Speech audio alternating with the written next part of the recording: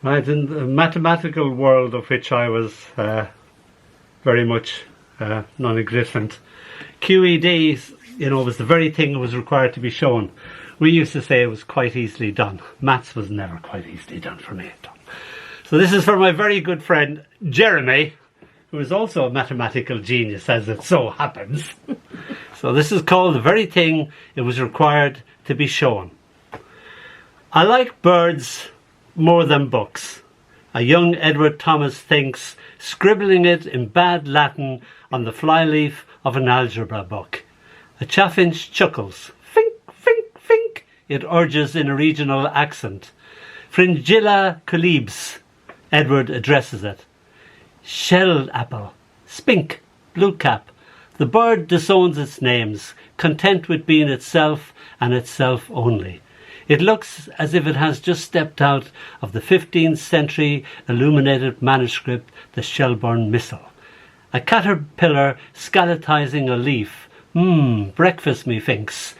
The year 1895, madly in love with its own sunlight. Never such sunlight as this. The window holds the scene as if it were a living painting. The bird behind the glass, poetry in just being. The torture of an algebra class. Quod erat demonstratum. Thank you. Got to get the next one now. And this is called my 1692 or my 7073, whichever you would like. A group of ghosts standing around the room chatting, pretending to be sheet-covered furniture at the human step.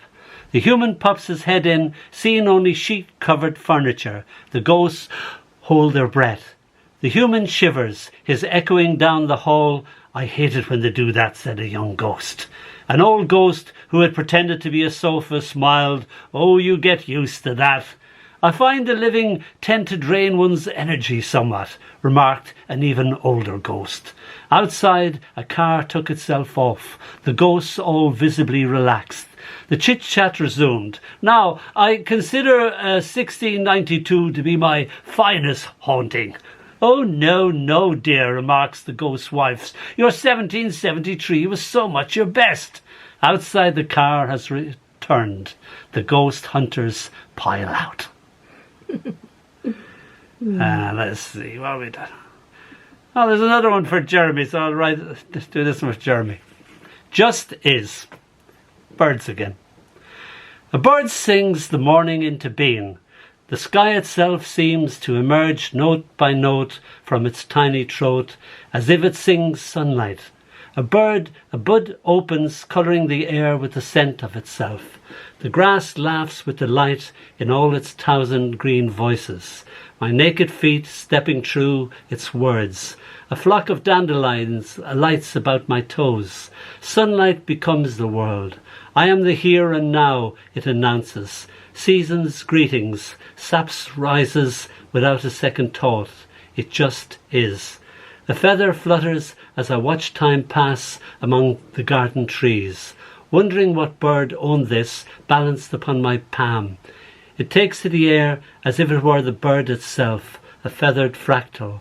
A sudden gust blows a rook off course. It stands its ground upon the air, returning to where it was before the wind played its practical joke. Oh, how the other rooks chuckle.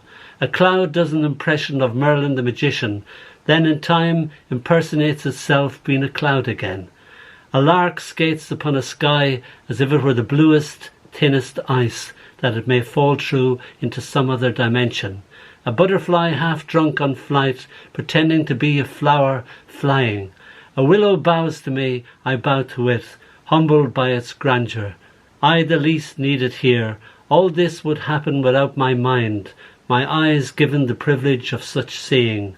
I a mere observer, trapping in words what cannot be trapped in words. Time drifts and I am left with all this beauty, the beauty just in being.